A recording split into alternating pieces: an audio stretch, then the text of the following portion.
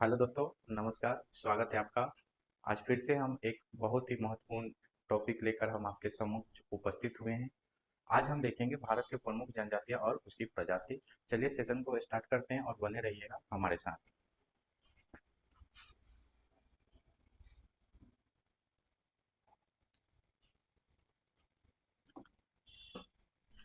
भारत की प्रमुख जनजातियां। भारत की प्रमुख जनजातियां। जनजाति जनजाति एक ऐसे सामाजिक समूह है जो एक क्षेत्र विशेष से जुड़ा होता है और अपने ही समुदाय में क्या करता है, ये विवाह करता है, शादी करता है। कह रहा है जनजाति एक ऐसी समूह है जो किसी विशेष क्षेत्र से ये जुड़ा रहता है और अपने ही समूह क्या करता है, शादी करता है। ठीक। भारत में किसी समुदाय को जनजाति घोषणे का अधिकार किसके पास है? तो राष्ट्रपति के पास है। कह रहा है भारत में किसी भी समुदाय को जनजाति कौन घोषित करेगा? तो राष्ट्रपति। इसको आप याद रखिएगा, ये की पॉइंट हो गया। ठीक। जनजातियों के लिए समझे, कह रहा है जनजातियों के लिए आदिवासी शब्द का प्रयोग सर्वप्रथम कौन किया था? तो याद रखिएगा, ठक्कर बापा। कौन किया था? ठक्कर बापा। फिर से सुनिएगा, कह रहा है जनजातियों के लिए आदिवासी शब्द का प्रयोग सर्वप्रथम कौन करते हैं? तो ठक्कर बापा। ठक्कर बापा करते हैं। इनका पूरा नाम क्या था? तो अमृतलाल विठल दास ठक्कर। अमृतलाल विठल दास ठक्कर। ठीक। इन्होंने आदिवासियों और जनजाति समुदाय के उत्थान के लिए क्या करते हैं? ये कार्य करते हैं। ठीक। क्वेश्चन पूछेगा कि जनजाति के लिए आदिवासी शब्द का प्रयोग सर्वप्रथम कौन करते हैं? तो ठक्कर बापा। ये क्वेश्चन पूछा गया है और क्वेश्चन का ये क्या है, तो ये पोर्शन बनता भी है। ठीक। इसको भी आप याद रखिएगा। कुछ पॉइंट्स है, इसको देख लीजिएगा, बहुत इंपॉर्टेंट है। चलिए, कह रहा अनुसूचित जाति आयोग। क्या बोला? अनुसूचित जाति आयोग अर्थात एससी आयोग। एससी आयोग की चर्चा संविधान के किस आर्टिकल में? तो आर्टिकल 338। आर्टिकल 338। उसी प्रकार पूछेगा अनुसूचित जनजाति आयोग अर्थात एसटी आयोग की चर्चा किस आर्टिकल में है? तो आर्टिकल 338 के क बोलिए तब या ए बोलिए तब। ठीक। फिर पूछेगा पिछड़ा वर्ग आयोग। पिछड़ा वर्ग आयोग की चर्चा संविधान के किस आर्टिकल में है? तो आप याद रखिएगा आर्टिकल 338 के बी। आर्टिकल 338 के बी। ये क्वेश्चन पूछा गया है, समझे? इसको भी आप याद रखिएगा। ठीक। आगे कह रहा है भारत में सबसे ज्यादा जनजाति वाला राज्य कौन सा है? तो मध्य प्रदेश। भारत में सबसे ज्यादा जनजाति कहाँ निवास करता है? तो मध्य प्रदेश में निवास करता है। प्रतिशत में यदि पूछेगा, प्रतिशत में सबसे ज्यादा भारत में किस राज्य में जनजाति निवास करता है? तो मिजोरम। कौन सा राज्य हो जाएगा? तो मिजोरम। ठीक। उसके बाद कह रहा है भारत की सबसे बड़ी जनजाति कौन सा है? भील। भारत की सबसे बड़ी जनजाति कौन सा है? तो भील। भील सर्वाधिक किस राज्य में है? तो मध्य प्रदेश में। भील सर्वाधिक किस राज्य में है? तो मध्य प्रदेश में। दूसरा यदि पूछेगा तो एमएच हो जाएगा, महाराष्ट्र हो जाएगा। दूसरा पूछेगा तो महाराष्ट्र हो जाएगा। ठीक। उसके बाद कह रहा है भारत की दूसरी दूसरी सबसे बड़ी जनजाति कौन सा है? तो गोंड है। कौन सी है? गोंड है। किस राज्य में सर्वाधिक? तो उत्तर प्रदेश में। किस राज्य में है?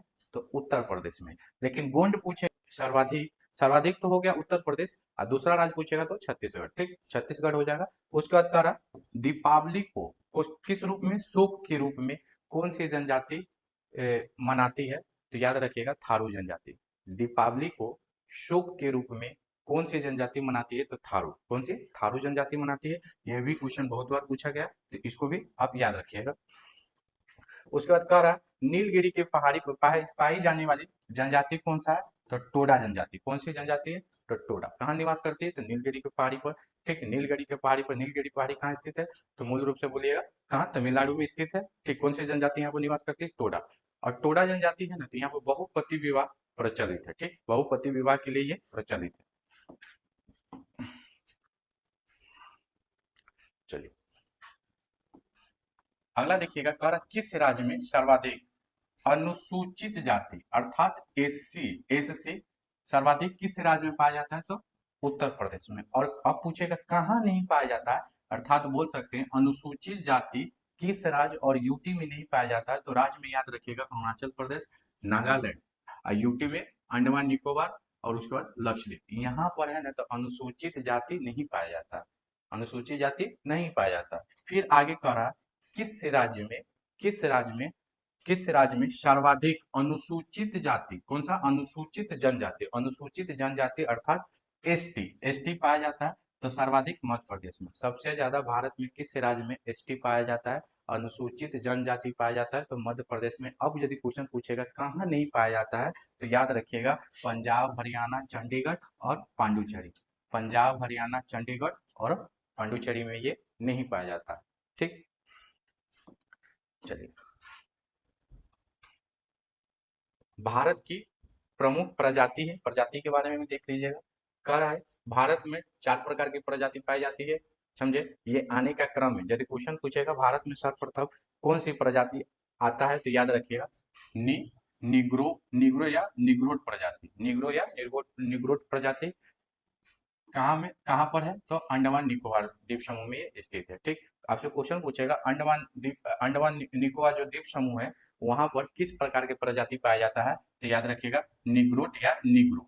ठीक, निग्रो प्रजाति पाया जाता है। उसके बाद कह रहा है प्रोटो ऑस्ट्रेलियाइड प्रजाति, प्रोटो ऑस्ट्रेलाइड प्रजाति ये कहाँ पाया जाएगा? दक्षिण भारत में। या दक्षिण भारत में निग्रोध के बाद भारत में कौन आता है? तो प्रोटो ऑस्ट्रेलाइड प्रजाति आता है। उसके बाद हम देखेंगे भूमध्य सागरीय प्रजाति, भूमध्य सागरीय प्रजाति ये कहाँ पाया जाता है? तो उत्तर भारत में। उसके बाद मंगोलॉइड प्रजाति ये कहाँ पाया जाएगा? तो पूर्वोत्तर भारत में। पूर्वोत्तर भारत में जो आप देख रहे हैं अरुणाचल प्रदेश, सिक्किम वाला ये सब जो रीजन देख रहे हैं उसमें किस प्रकार की प्रजाति? तो मंगोलॉइड प्रजाति पाया जाता है। अर्थात हम कह सकते हैं कि उत्तर भारत में जो जनजाति पाया जाता है वो कौन सी प्रजाति का है? तो याद रखिएगा भूमध्य सागरीय प्रजाति। कौन सी प्रजाति का है? तो भूमध्य सागरीय प्रजाति। उसी प्रकार यदि पूछेगा कि अंडमान निकोबार द्वीप समूह में जो जनजाति पाया जाता है वो कौन सी प्रजाति का है? तो निग्रो या निग्रोड प्रजाति का पाया जाता है। समझ गया? कोई दिक्कत? चलिए आगे देखते हैं।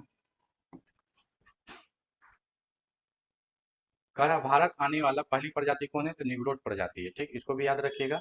डॉक्टर बी एस, कह रहा डॉक्टर बी एस गुहा ने भारतीय उपमहाद्वीप का मानव जनसंख्या को कितना प्रजातियों में बांटा है? तो 6। ये की पॉइंट हो गया, इसको आप याद रखिएगा। डॉक्टर बी एस गुहा ने भारतीय उपमहाद्वीप का मानव जनसंख्या को कितने प्रजातियों में बांटा है? तो 6। कितने प्रजातियों में बांटा है?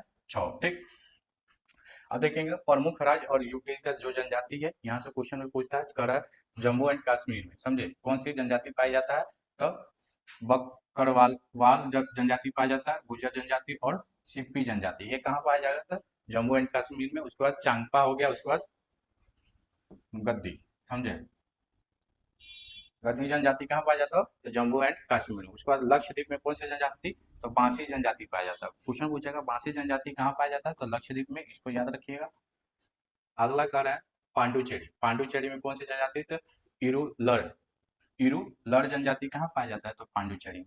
इरुलर जनजाति कहाँ पाया जाता है? पांडुचेरी में। अंडमान निकोबार में याद रखिएगा सेंटिलीज, ये इसको याद रखिएगा, यहाँ से बहुत बार क्वेश्चन पूछेगा। सेंटिलीज, जारवा, उसके बाद है जासना, उसके बाद है ओज, उसके बाद सेम्पे, ओज एवं सेम्पे ये कहाँ पाया जाएगा? तो याद रखिएगा अंडमान निकोबार द्वीप समूह में। फिर से याद रखिएगा सेंटिलीज, जारवा, जासना, ओंज, सेम्पेन ये सब जनजाति कहाँ पाया जाएगा? तो अंडमान निकोबार द्वीप समूह में। उसके बाद है अरुणाचल प्रदेश, अरुणाचल प्रदेश में कौन कौन? तो अबोर, मिसमी, डाफला, आपातामी, आपातामी जनजाति ये सब कहाँ पाया जाएगा? तो अरुणाचल प्रदेश में। असम में हो गया लुसाई, बोरो, कार्बी, कच्छारी ये सब जनजाति कहाँ पाया जाता है? तो असम में पाया जाता है। नागालैंड में हो गया नागा, नागा जनजाति कहाँ पाया जाता है? नागालैंड में। अंगामी जनजाति कहाँ पाया जाता है? तो नागालैंड में। कुकी जनजाति कहाँ पाया जाता है? मणिपुर में। मैठी जनजाति कहाँ पाया जाता है? तो मणिपुर में। ये सब याद रखिएगा, यहाँ से एक क्वेश्चन या 2 क्वेश्चन आपको हर एग्जाम में पूछा ही जाता है, इसको याद रखिएगा। फिर हम मिलते हैं अगले वीडियो में, तब तक के लिए आप अपना ख्याल रखिएगा। जय हिंद, जय भारत, नमस्ते।